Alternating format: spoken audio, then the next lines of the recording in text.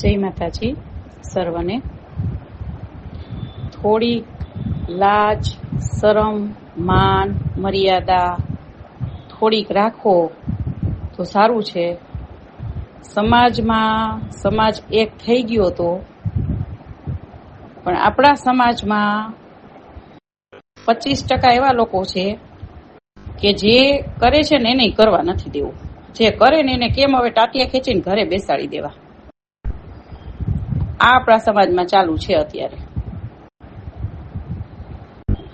Plus બીજું કે આપણે હમણાં જ બધાને ખ્યાલ છે કે આપણા 5 ભાઈઓ જેને સસ્પેન્ડ નહીં, ડિસમિસ કરી નાખ્યા. ડિસમિસ તો એ તો બધાને ખ્યાલ જ હશે ને કે આપણા સમાજના ભાઈઓને જ શું કામ ટાર્ગેટ કર્યા. બરાબર છે. તો એના માટે થઈને કેમ કોઈ એક આગેવાન બોલવા ન આવ્યા સામે? કેમ કોઈ રાજકીય વ્યક્તિએ નથી બોલતા કે કોઈ આગેવાને નથી બોલતા આપણા સમાજના?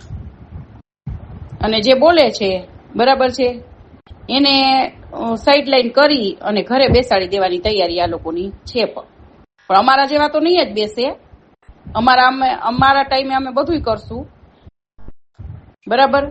તો 192 સંસ્થા, એમાંથી એક વ્યક્તિ એવો ન નીકળો કે હું આ કંઈક આપણે આ ભાઈઓને ન્યાય દેવડાવીએ. કાંઈ ન થાય તો કાંઈ નહીં, પણ લડત તો કરાય કે ન કરાય? પરિણામની ચિંતા ન કરાય. બરાબર. પણ લડત તો થોડીક દેવી જોઈએ કે ન દેવી જોઈએ?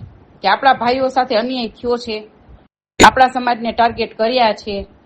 ના, એવું કાંઈ કરવું નથી, કરવા દેવું નથી. અને મારી બોલી તો લગભગ મોસ્ટ ઓફ 25% ને બહુ કડવી લાગે છે. અને 25% ને સહન કરવાનું જ છે. હું જીવું છું ને ત્યાં સુધી કરજો. બરાબર છે. રહી વાત મારા મોટા ભાઈ એવા જેપીભાઈ, જે આપણે રાજકોટનો જ બનાવ હતો, આપણે હિતુભા ઝાલા, જેમનું સસ્પેન્ડ અમે બધા સાથે જ હતા. અમે મોટા ભાઈને બધા સાથે જ હતા. તો એમને સસ્પેન્ડ કર્યા હતા ને, એમને સસ્પેન્ડનું ઈ રદ કરાયું હતું. ઈ જેપીભાઈ અને અમે બધા ગ્રાઉન્ડ લેવલે કામ કરવા વાળા છીએ. અમે જાતે અમારા વખાણ નથી કરતા, પણ આવો ટાઈમ આવે છે ને ત્યારે બોલવાની જરૂર પડે છે કે અમે કામ કરતા હતા ને એટલે અમારી ઉપર આક્ષેપો નાખવા છે, એટલે અમને ઘરે બેસાડવા છે, એટલે અમને બદનામ કરવા છે. કામ કરી છે ને એના માટે. હમણાં છાનામાના અમે ઘરે બેસી જઈએ, કોઈને કઈ ફેર નથી પડતો, કોઈને કઈ તકલીફ નથી. અમે કામ કરી છીએ, નામ થાય છે, આગળ આવી છીએ, તો બધાને તકલીફ પડે છે. એટલે આવું છે.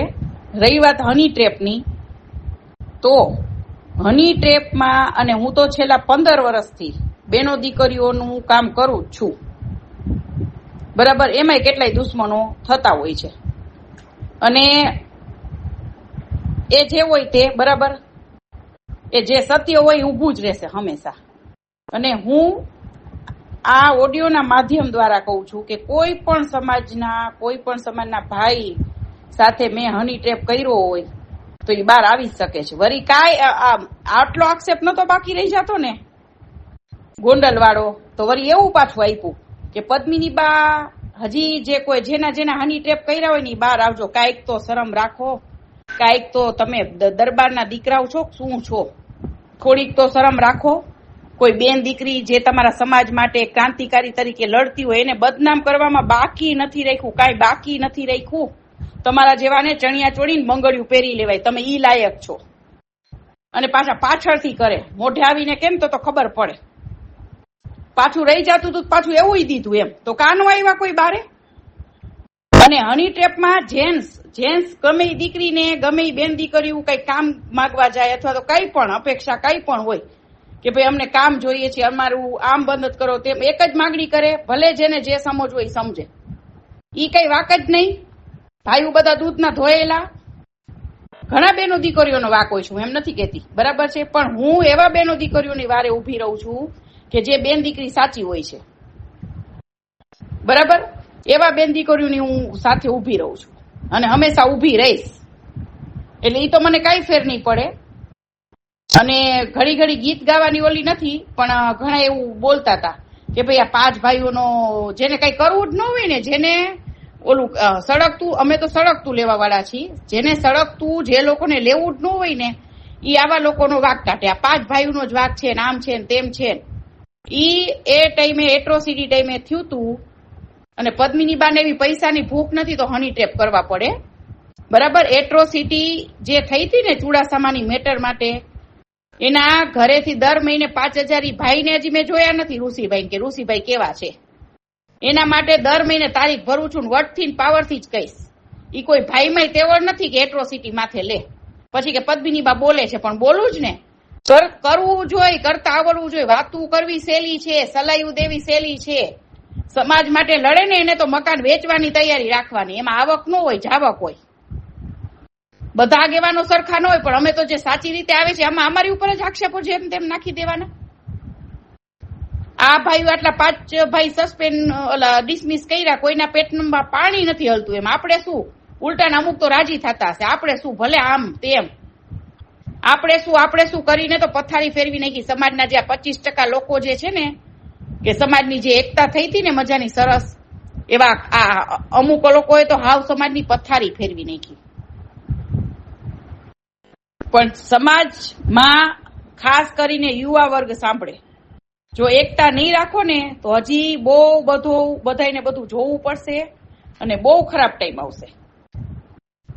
અને જે હોય અને જે અમારી સાથે થતું હોય ને, એ મેં ઘણી વાર કીધું છે કે ભાઈ સામે આવીને કેજો એટલે અમે તમને બધાયના જવાબ આપશું. અમારી સાથે કેટલા ષડયંત્રો કરવામાં આવ્યા હોય, કેટલા આક્ષેપો ખોટા મૂકી દેવામાં આવ્યા હોય, અને આક્ષેપો તો એવા હવાની જેમ ફેલાવશે ને, ના જે કઈક સારા કામ કર્યા હોય ઈ તો કોઈને બોલવું જ નથી. અમારે કઈ એવા કોઈના હારતોલા જોતાય નથી.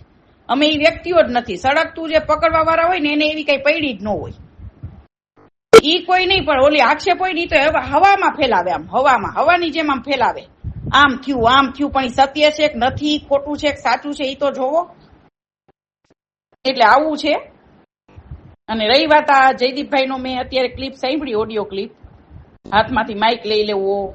તો જયારે આંદોલન હતું ને ત્યારે આ ધુરંધર વ્યક્તિ હતા જયદીપભાઈ ઝાલા, જામનગર, બરાબર.